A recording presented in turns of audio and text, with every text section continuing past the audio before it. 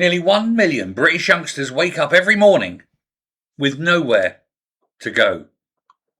No job, no education, no training. And the numbers are rising. New data shows the number of 16 to 24-year-olds not in education, employment or training, the so-called NEETs, reached 957,459 by December 2025. That's up from around 921,000 before the last election. So in 18 months, it's gone up 30,000, more or less. The result is roughly 1 in 8 young people is now outside of work or study. According to the Office of National Statistics, the increase is mainly due to higher unemployment. More young people are actively looking for work, but there's just no work there for them to find. At a time when business confidence is low, concerns are growing about a weak economy, even graduate recruitment is shrinking. Companies can't afford to hire people because of the increase in national insurance, and then the rise in young people's pay, thanks to the minimum wage rises, mean that people who are looking for hiring, who would have hired young people, are saying, well, no, for the sort of same kind of money or £1 an hour more, I'll hire someone with 10 years experience rather than a trainee who'll need training up and who I haven't got the time to do it. And so you're going to get this entire generation never working. Some estimates suggest hundreds of thousands of graduates are now receiving benefits. £40,000 worth of student debt, never going to be repaid, and they're on welfare. What a waste. What a waste of study. What a waste of young people's lives. Because Rachel said, I'll lie on my CV.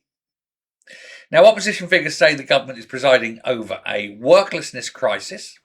They argue economic policy, hiring costs, regulation are all discouraging businesses from creating entry-level jobs.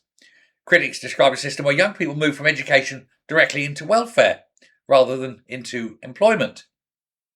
That is the charge, and it seems to be correct. Now, the government says it recognises the challenge. Well, they should recognise it. They caused it. Last year, the Chancellor announced a youth guarantee promising paid work opportunities for eligible young people who have been out of education, employment or training for extended periods. The aim is to prevent long-term disengagement from the labour market. It won't work because it's Labour. Nothing works under Labour, ironically. But the issue, of course, goes way beyond even economics. Research warned long periods of outside of work or education can damage lifetime earnings, career prospects, mental and physical health. Poor health can lead to unemployment. Unemployment can worsen health. It's a very vicious cycle that becomes harder to break over time. But there are bigger questions, of course, much bigger ones, because at the core, this is not purely economic.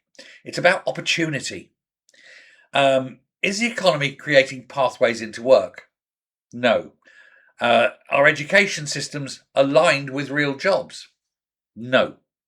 And can policy reverse the trend before it becomes structural? Not with this government. No.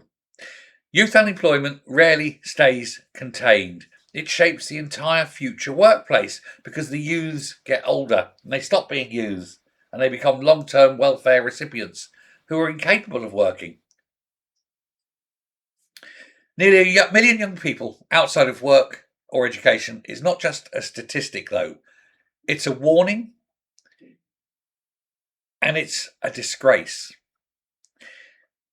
It's a warning about the labour market. It's a warning about economic growth. It's a warning about how the next generation's prospects are being destroyed by government policy. It is an absolute disgrace. But what's worse is the numbers continue to rise. And the question now is very, very simple. What's the solution? Does anyone have a solution? No, not in this government. Rachel Reeves is the cause, not the solution. This is a woman who should never have been given the reins of economic power in this country. She doesn't understand tax or money money supply, growth, economies. She doesn't understand anything. She simply thinks, oh, well, tax and tax and tax, without realising that spending is what raises more tax than taxing. But then she is, I'm afraid, incredibly dim. If you've got an idea, let me know. I'll pass it along. Till then, thanks very much for watching. Hit subscribe. This whole game starts again tomorrow. And don't forget to go across onto the main channel, because there will be a late one that I'll post as soon as we get the result from the Gorton and Denton by-election. Hit subscribe, hit like. See you tomorrow. Bye.